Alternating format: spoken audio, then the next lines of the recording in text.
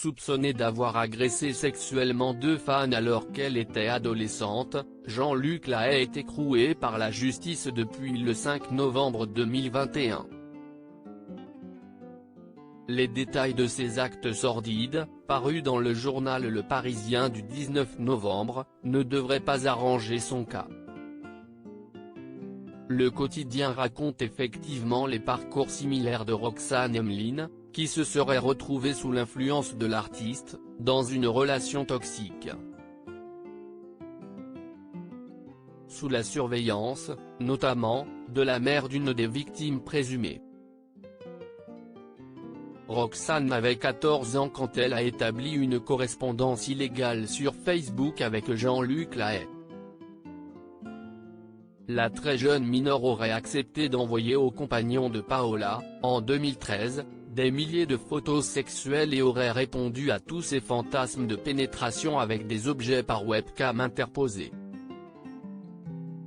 Elle l'aurait rencontré au moins 6 fois entre ses 15 et ses 17 ans et évoque des actes sexuels incroyablement brutaux et humiliants, ponctués de gifles et d'utilisation de sextoys ainsi que des pénétrations violentes et douloureuses. Emeline, elle, était au collège, en 5e, quand elle a découvert Jean-Luc Lahaye via l'émission Splash sur TF1. À force de se rendre à ses concerts, elle a été repérée par le chanteur et a débuté une correspondance avec lui en 2016, à 16 ans.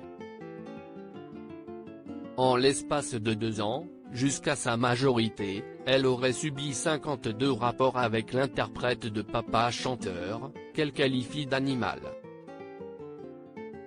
Elle aurait reçu 17 coups de cravache le jour de ses 17 ans et aurait perdu sa virginité lors d'un rapport brutal dans le duplex de l'artiste et père de Margot.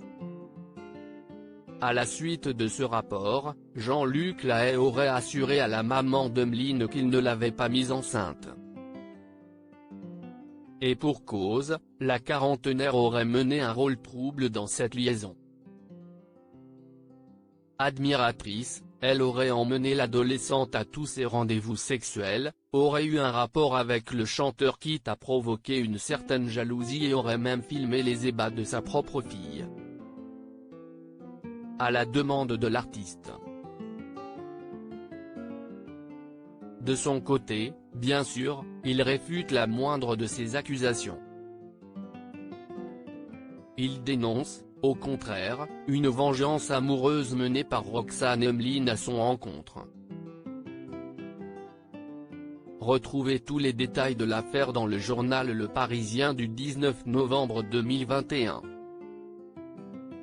Jean-Luc Lahaye reste présumé innocent des faits reprochés jusqu'au jugement définitif de cette affaire.